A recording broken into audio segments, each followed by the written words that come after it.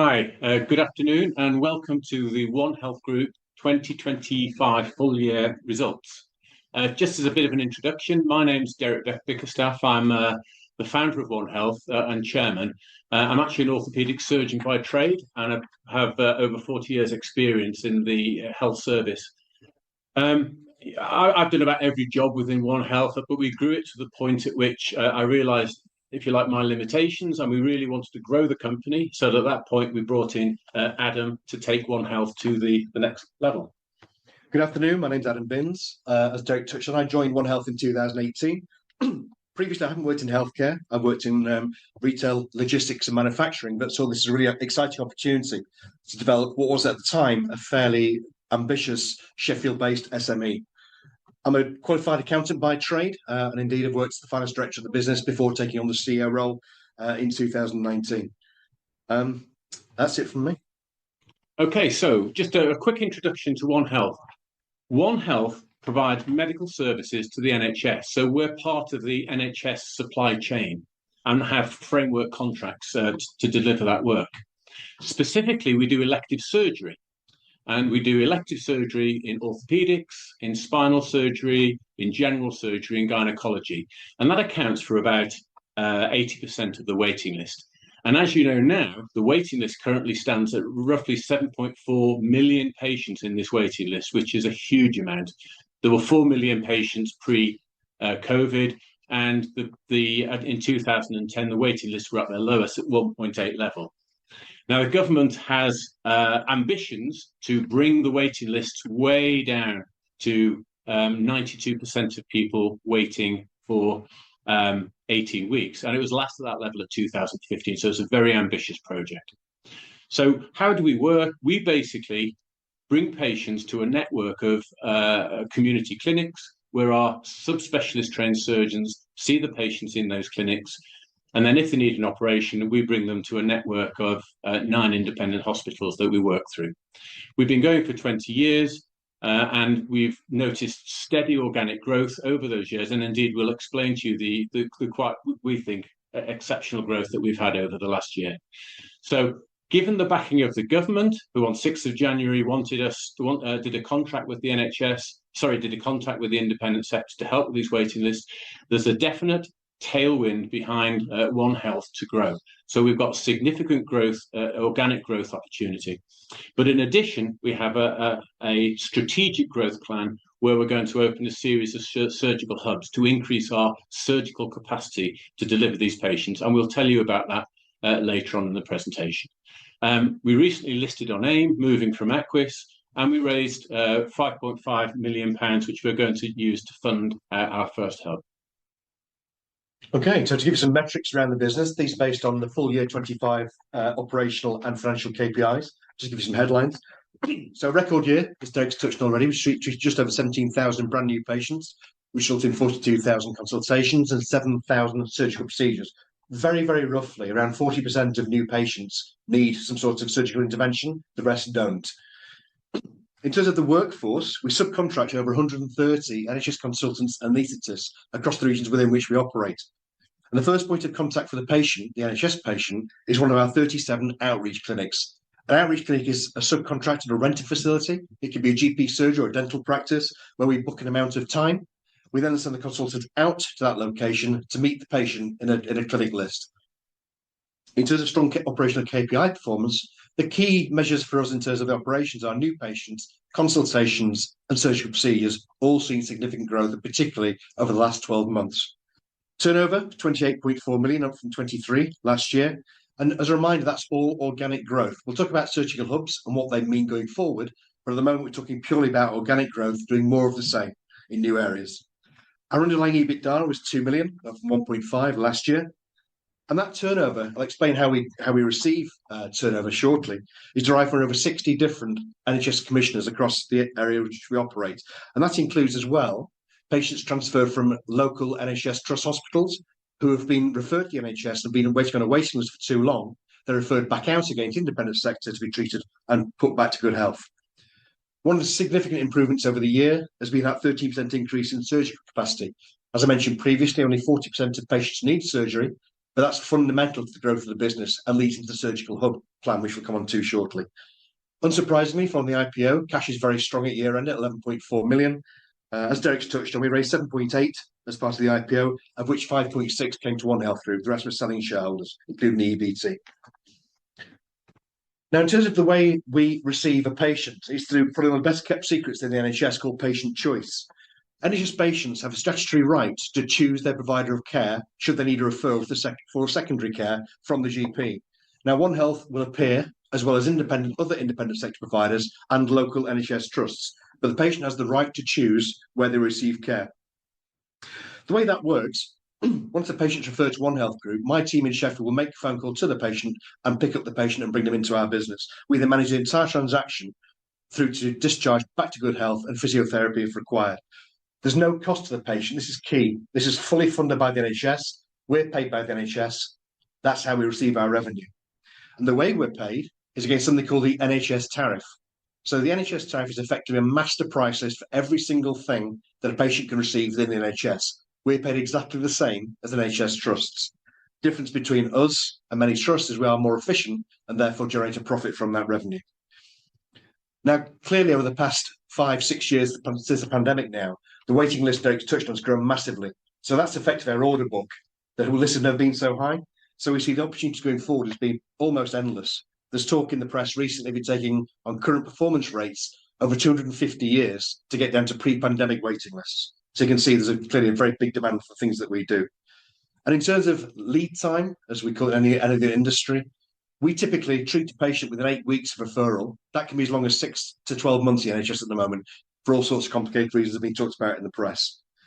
Importantly, second to last bullet point on that slide, the government, as part of its long-term plans, has announced an intention to get back to the old 18-week referral to treatment target by 2029.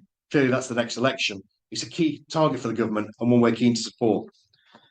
On the right-hand side of that slide, what I'm showing you there is how we allocate our revenue. So typically, if you were to pay for a private hip or knee replacement, you'll pay about £15,000.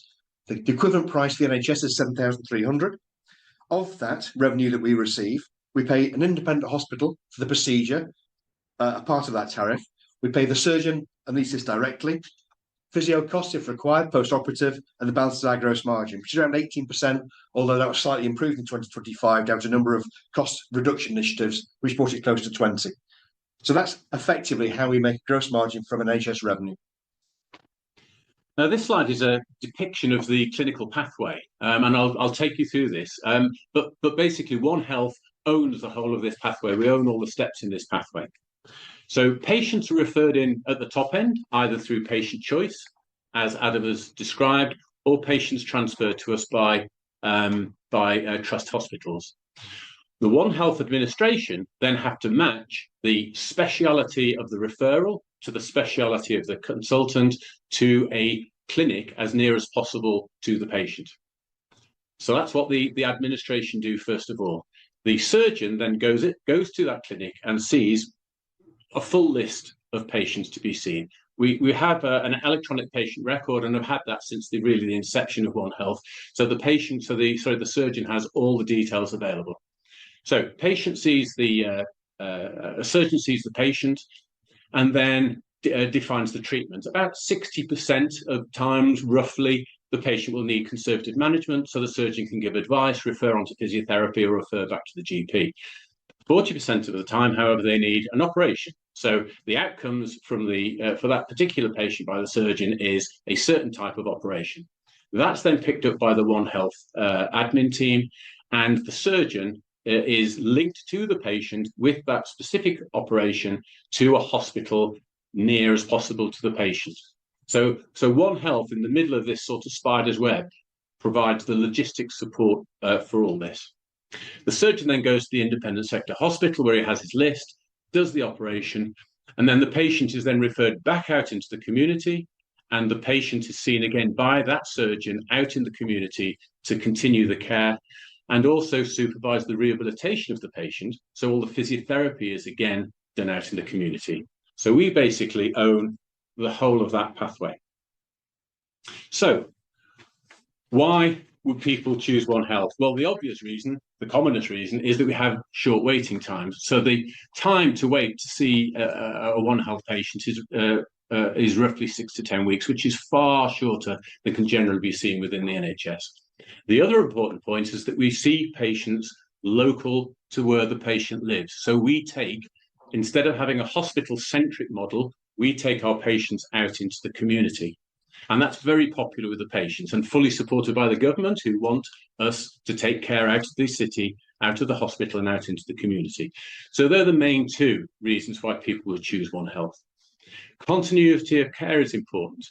If you've ever been to have an NHS consultation, you might be referred to a GP, you might be seen by one of the registrars, you might be operated on by a staff grade surgeon, you might be seen post-operatively by a nurse. You may never actually see the surgeon you were referred to.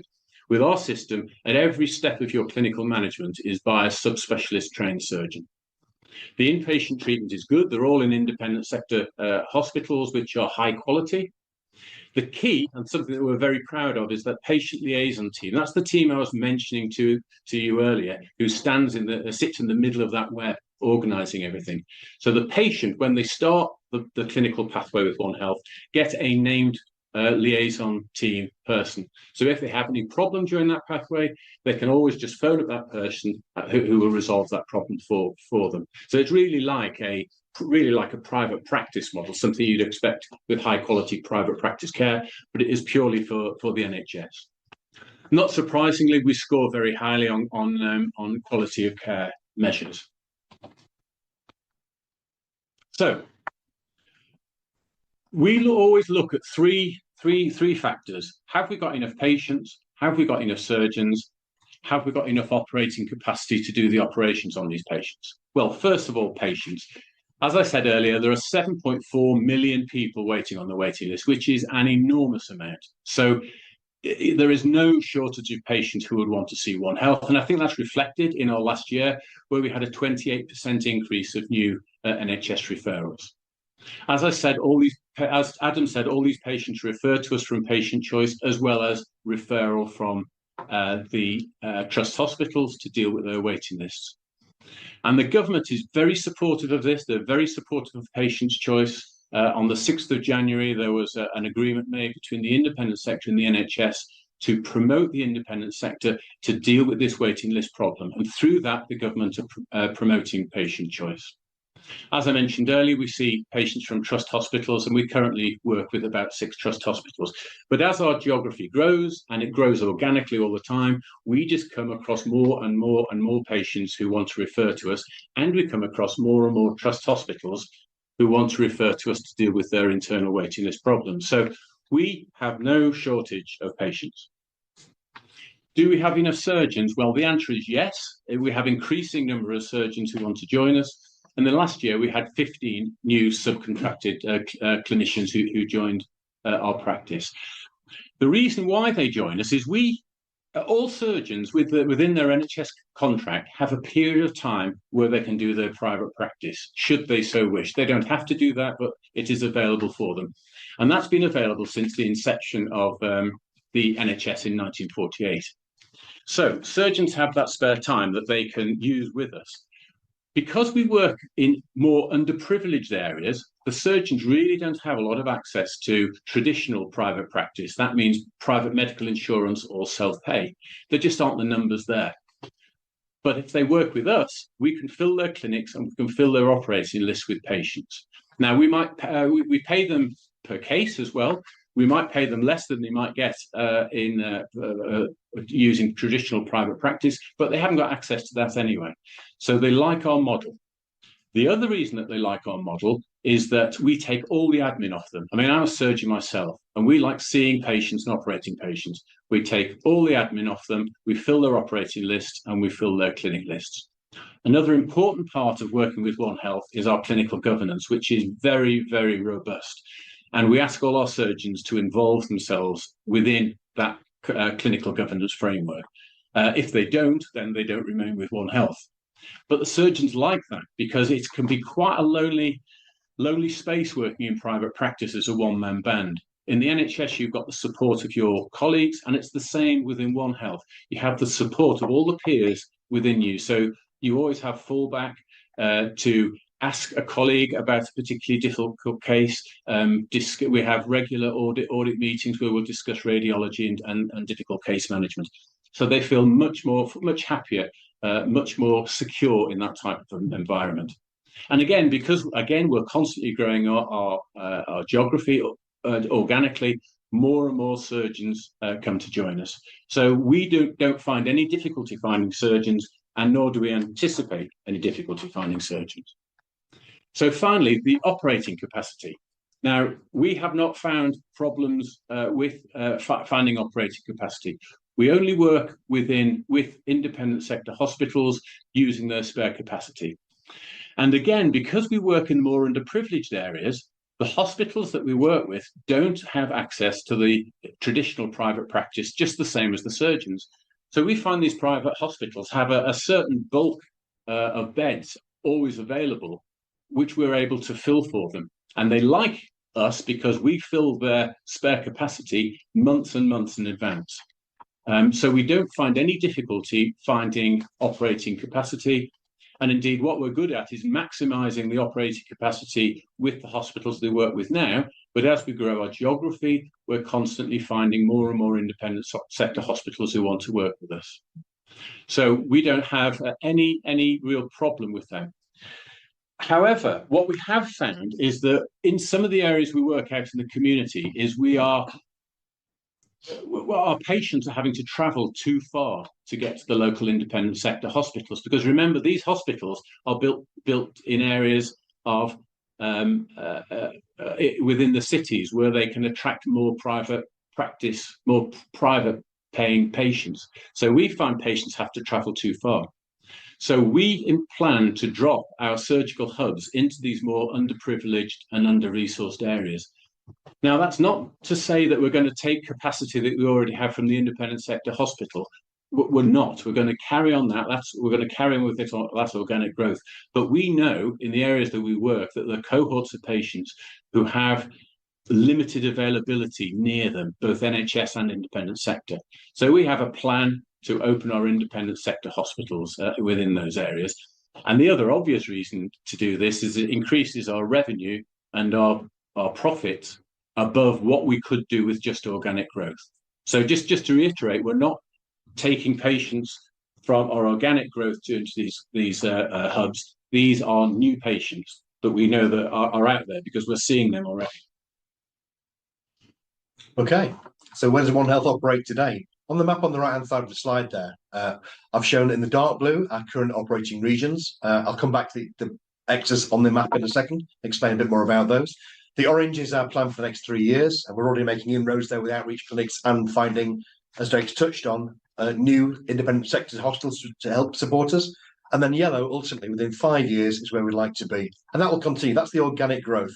And just to repeat the point, because it's important, we operate in areas where there is quite a lot of deprivation, not much medical insurance. For example, Sheffield, our hotspot where our head office is, it's around 6% private medical insurance is the uptake rate. So clearly a higher reliance on the NHS as a provider, which we are part of, in terms of the way we subcontract with them. We focus on areas of relatively high population density, and more importantly, or most importantly, it is the hub strategy, areas where there's a lack of surgical capacity, be that other independent sector providers like Circle and Spire and Ramsay, or the NHS themselves. So we'll now talk about those X's on the map effectively. The light blue of the ones that's highlighted on there is a current site. We're quite well advanced on that. We'll give some detail around that in a second. That's where we'll drop our first surgical hub. The next 5 geographies highlighted are areas that meet the parameters, as touched on the top of the slide on the left-hand side. So high dependence on NHS, not much surgical capacity available from current providers, and also high population density. And we can test that by opening outreach clinics. It's a really good barometer of future demand, where we can open outreach clinic, for example, in a GP surgery, just 1 or 2 days a week, advertise that capacity on the GP's system called ERS, which is where you see One Health availability. If that clinic fills fast, we know there's a demand for that. We can test areas very quickly. So it's a useful barometer. So what do we mean by a surgical hub? Well, what we don't mean is a hospital. We don't need a hospital because all our work is done out in the community. So all our consultations, all our diagnostics, all our rehabilitation is done out in the community. So a surgical hub is simply somewhere where the patient gets their operation. Now, the concept of surgical hubs isn't new. It's used in countries throughout the world. It's fully supported by the government. They're very keen to do this. It's also fully supported by the Royal College of Surgeons.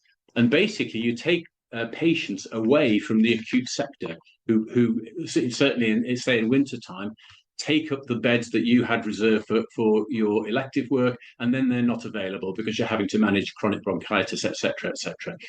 So the concept is not new. And indeed, it was part of the health reforms brought in by Tony Blair in the 2000s, where he developed the independent sector treatment centre programme, where he encouraged the independent sector to build hospitals, to build these hubs, to deal with what then, in the 2000s, was an unacceptable waiting list. And here we are 20 years later with another Labour government, and again, they're supporting us and pushing us to do this. Now, the NHS would like to open the surgical hubs, and they are opening some surgical hubs, but they lack the capital investment to be able to do this as well as they would like. And so increasingly you will find, and you've heard recently how the government are again looking to the independent sector to provide capital for infrastructure within the NHS. And this is one example of how they might do that. So this concept of a surgical hub is not new. And again, we're opening these hospitals where there's little or no surgical provision, but we have lots and lots of demand. And again, to reiterate the point, this is to complement our organic growth. This strategic growth is in addition to our organic growth. And we reckon that we can increase our revenue by 8 to 9 million per hub once it's fully established. Okay, so why do a surgical hub is the obvious question. On the left-hand side of the slide there, that is the current margin we generate from the organic growth model. So the biggest part of that pie chart, the dark blue, is the amount we pay to the independent hospital that we use, be it part of the Circle or Spire or Ramsay Group, that we pay to use their operating theatre. We then pay the medical team, that being the surgeon, the consultant, and we pay for consumables directly as well as associated with things like physiotherapy. The balance is our gross margin, around 18%.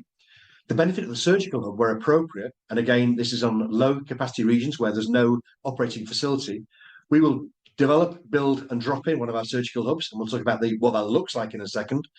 But one of the big benefits of that is obviously the margin generated in addition to the existing margin, because we own that capacity. So effectively, the margin the independent hospital sector will make today comes into One Health. So the two sides of the model, organic continues as was. On the right-hand side, that's the solution, which is the surgical hub for the regions highlighted on the previous map. So in terms of what's a surgical hub, quite a complex slide, so I'll talk you through it. On the bottom right-hand side there is a physical plan. That's fresh from the architects. That's exactly what it's going to be. On the top centre of that plan, you can see the outline of the operating theatre.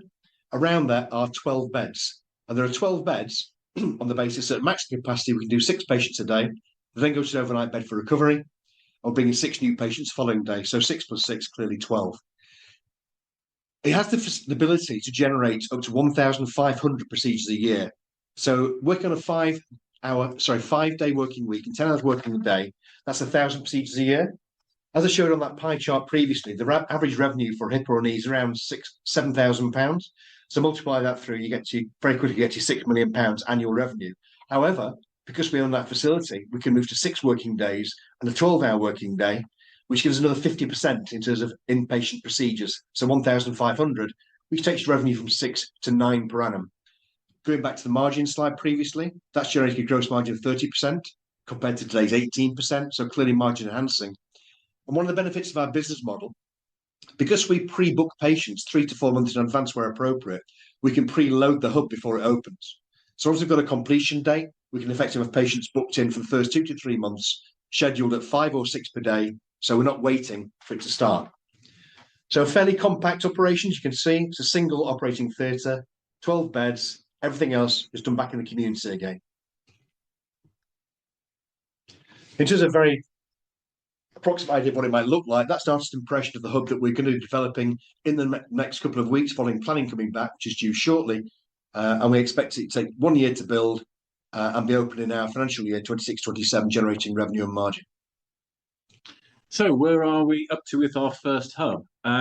Well, we've financed it. That's through the placing proceeds and also our cash reserves. So we have the money to do it. We've had offer accepted on land subject to planning. So that's all in place.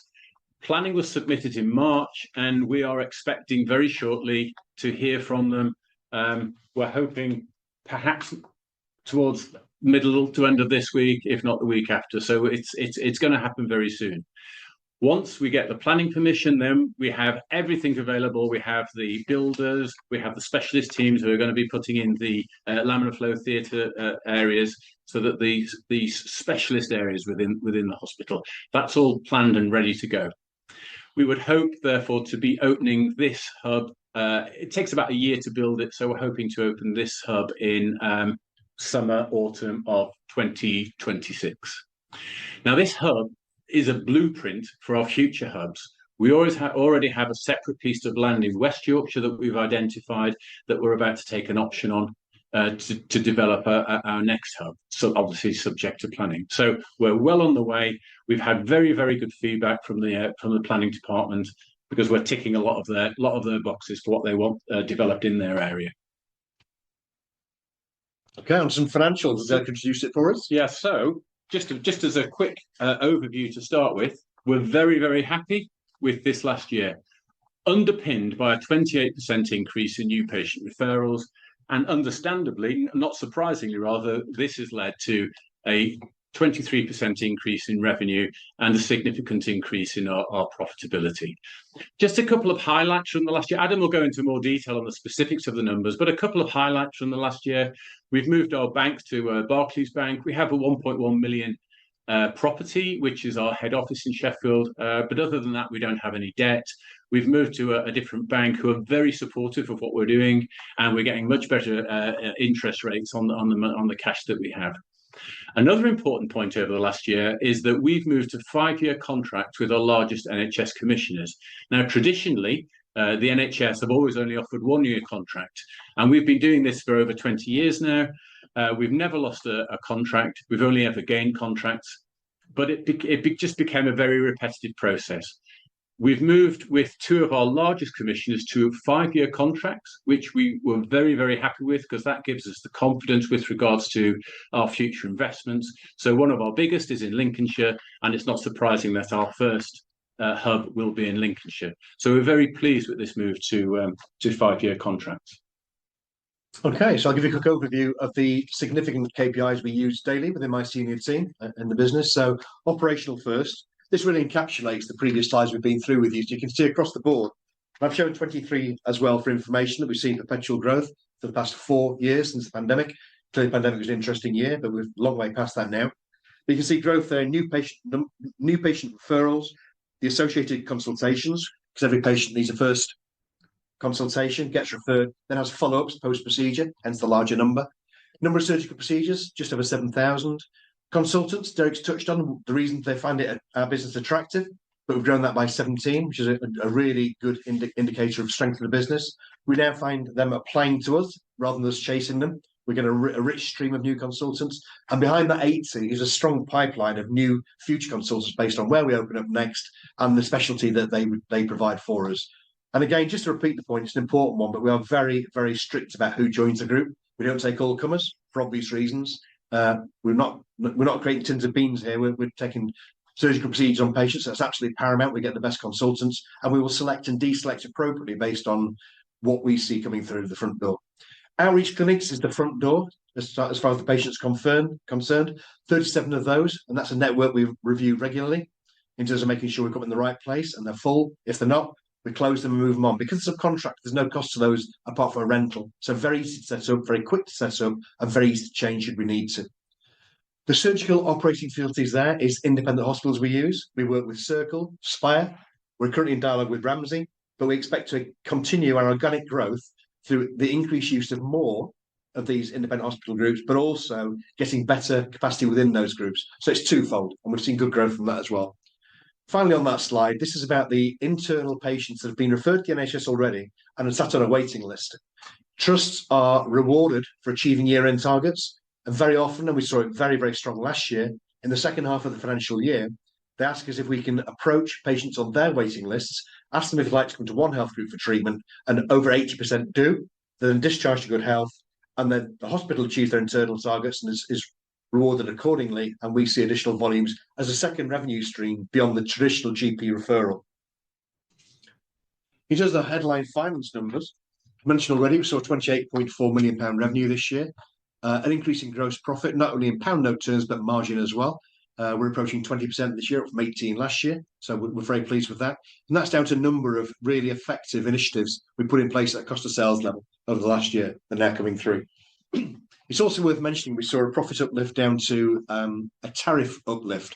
Your tariff, may recall, is the prices upon which we're paid by the NHS. So halfway through last year, you may remember there was a settlement done with the junior doctors, which resulted in quite a significant pay rise. That, in turn, affects the operating costs of a hospital, which in turn affects the tariff in terms of what you get paid for each procedure. So One Health, as an independent provider, also benefit from that tariff uplift, which is around 4%, which gives us a revenue, a margin uplift for the whole year, because it's also retrospective. So although it was applied at half year, we claim back to the start of April. So that gives an uplift in year.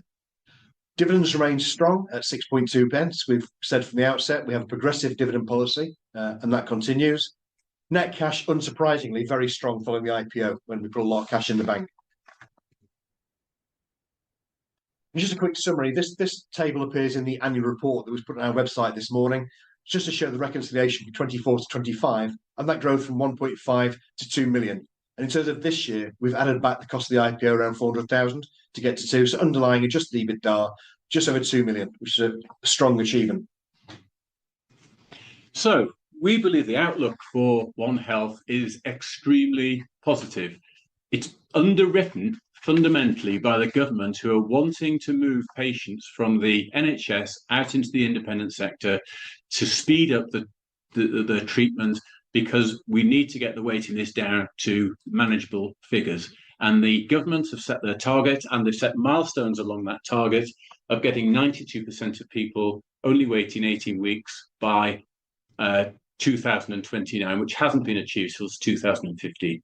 So the Secretary of State for Health, Wes Streeting, has repeatedly made statements supporting the independent sector. Bottom right is a press article which appeared only last week. So this is constantly being put out by the government. So we will continue our geographic growth, our organic growth, as we described earlier. And although we can't report the figures, we know for the first quarter of 2026, this growth remains strong. So we're very happy with that. In addition to that, we have the delivery of our surgical hubs, which again is something which is supported by the government. And as we said earlier, we have the patients to be able to put through this, and this will increase both our revenues and our profits. As Adam said, we continue with our progressive dividend policy. Now, forgive me for these figures, but we were asked what the market opportunity was for One Health. So we did a calculation of the 4 specialities we do. The NHS currently spends £13.4 billion on those 4 specialities, and the independent sector at present only does 11% of that work. So there is a massive opportunity. There's a massive amount of patients and consequently revenue and profits to be made. So we're going to continue our organic growth. We're going to have our strategic growth with our original hubs.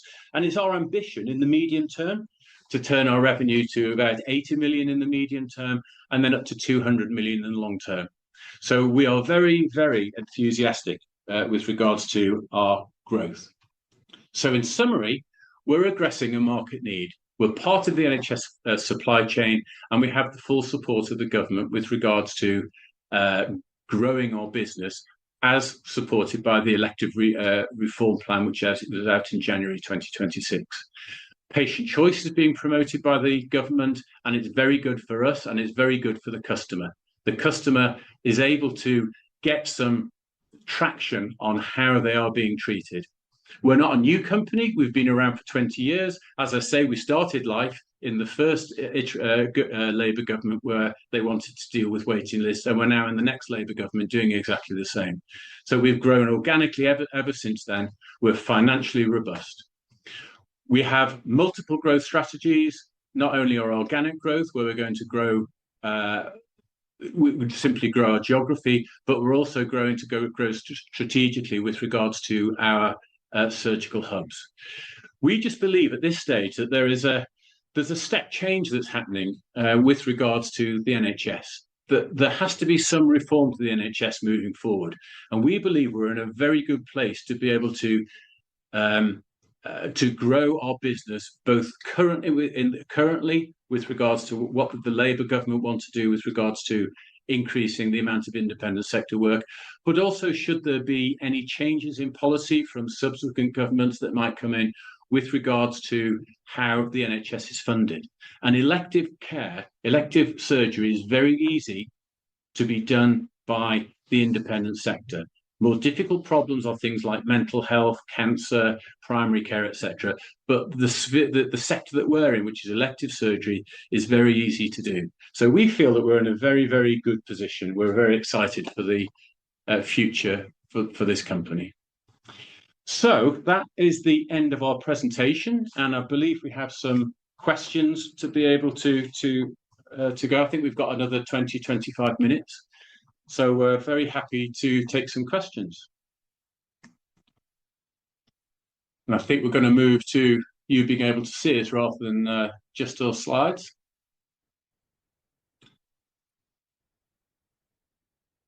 Okay, we'll start answering the questions, Derek. So I've got a few on screen here, so we'll talk them through. So I've got a question come in saying, how do you view the changes to the NHS in relation to revenue growth? I think that's quite an easy one to pick up if I do that one. So clearly, we've touched already on waiting lists of well over 7 million. Without support from the independent sector, Derek's touched already that we've got West Street who's very keen to use us more to get the waiting list down. So we can see not infinite revenue growth, but certainly for the next 200 years, I think is probably sufficient. And also as well, you bear in mind as well that there's a view as well that the private and self-pay boom is probably finished. So from an organic growth perspective, it means there's more capacity for in hospitals now for us to use. And we're seeing more of that locally, where a hospital we've used for many, many years is now giving us more growth or more capacity than ever before. So it's very much a case now of there's a massive opportunity out there. We're well placed to support it organically. And the hubs we've discussed will drop in locations where we can turbocharge growth because there's no real supply. So another question. Why are you building a surgical hub when you've always had a capital light model? Shall I take that one? Yeah. So as we said in the presentation, the primary reason we're doing that is because we're having patients who are traveling too far for surgery. And these tend to be in underprivileged and under-resourced areas. There just simply isn't the local NHS or independent sector infrastructure around there. So it's partly to enhance the experience of the patient. This, again, is ticking a box with this Labour administration because they want to move patients out from a hospital-centric model into a more community model. And that's exactly what we're doing. We're also offering patient choice to a wider area.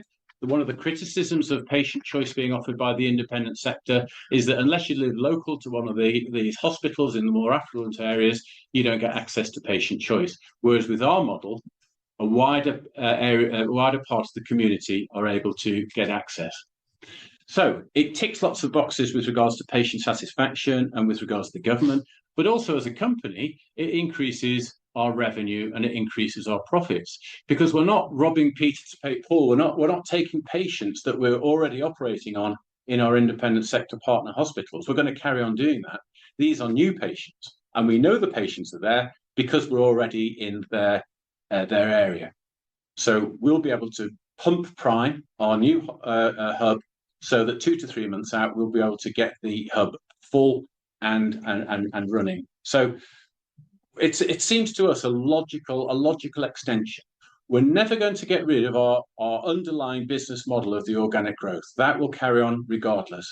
But in areas, and we've identified 5 areas so far, there are certain areas where dropping in a hub makes sense for the patient, it makes sense for the commissioners, it makes sense for the government, and it makes sense for us financially.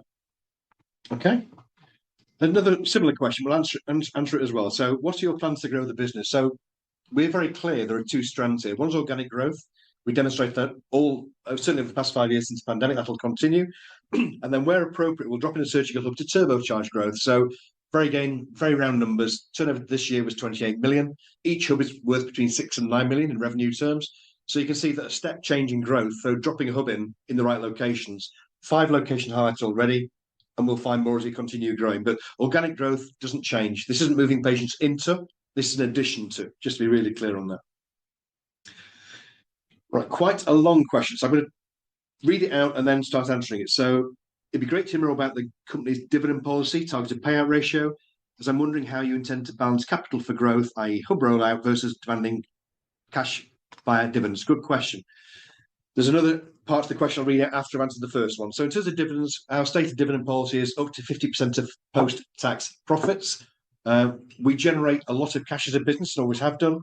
I think we mentioned previously the only debt in the business of significance is a £1 million loan against a property, our head office, which is worth about 2.7 market value, so a very low ratio of total value.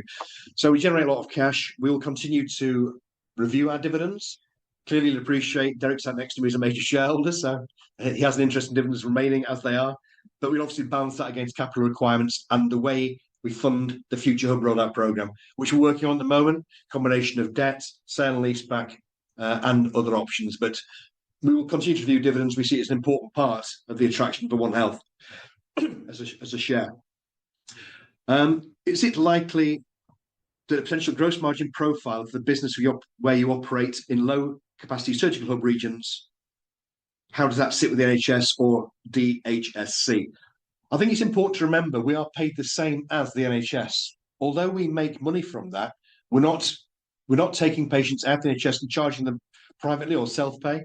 We're being paid the same as the trust, just our efficiency means we generate a margin. And the cold hard facts are the NHS needs the independent sector. So profit is almost a byproduct of the requirement for use. We've had no pushback at all. Been public since November 22, and we've never had an awkward conversation about the profits we generate. Ultimately, we provide a very good solution to local NHS problems.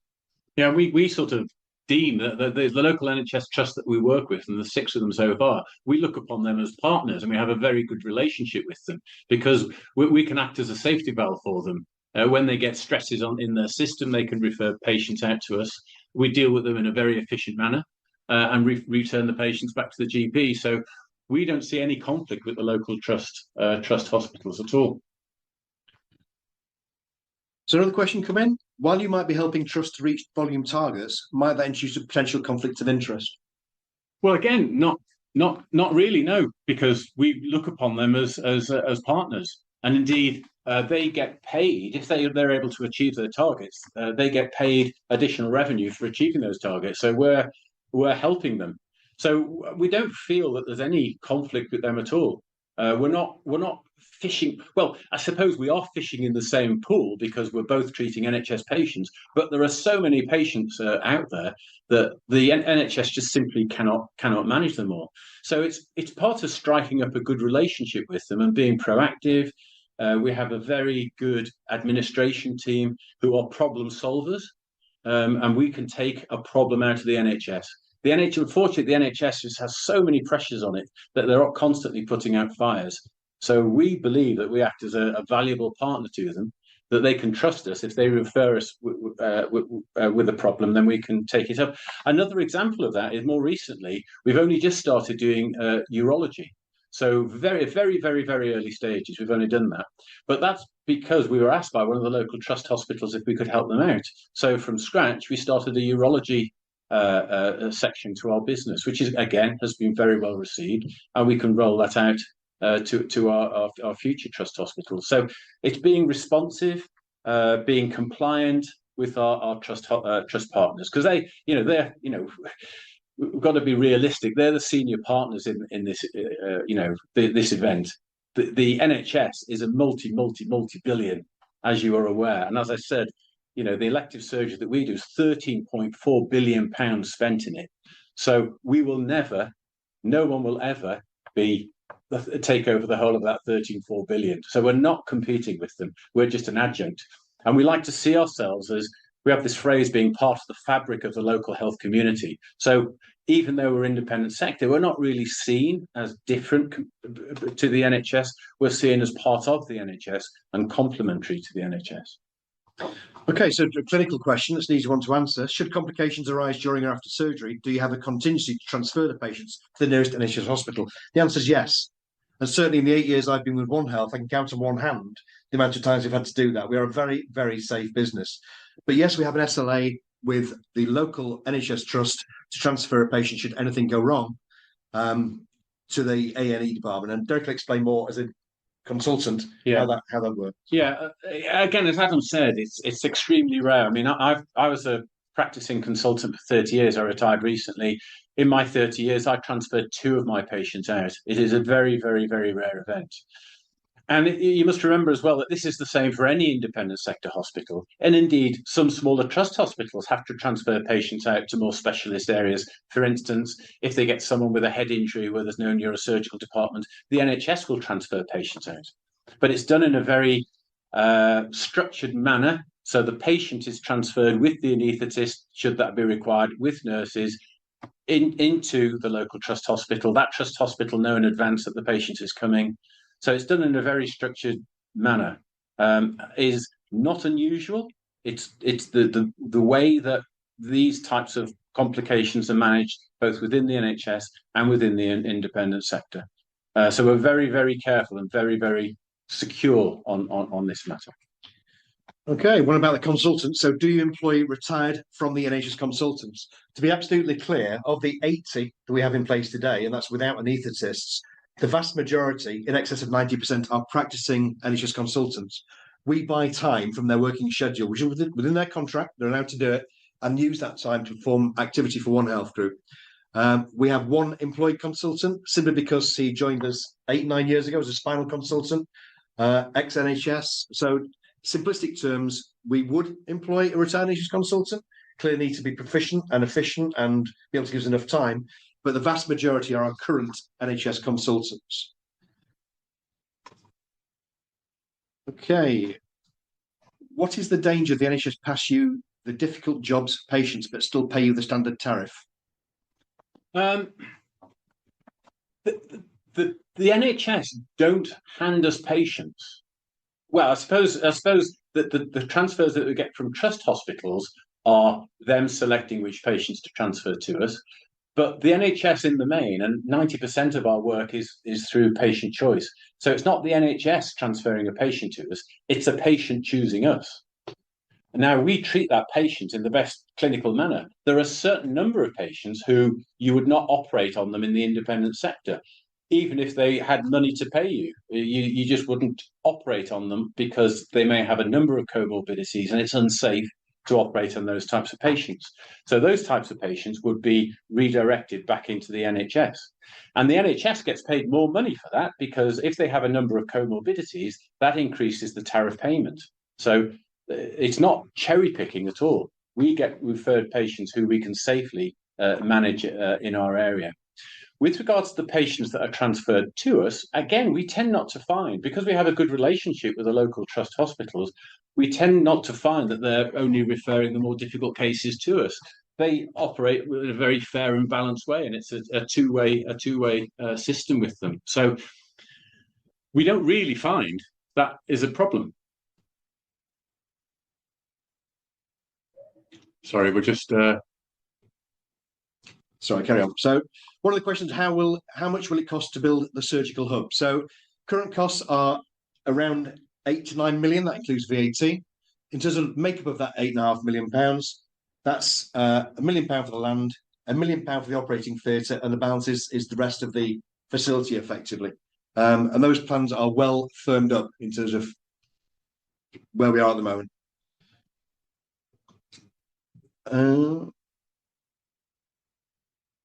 I think that's all the questions so far. Yes, it is, from top to bottom.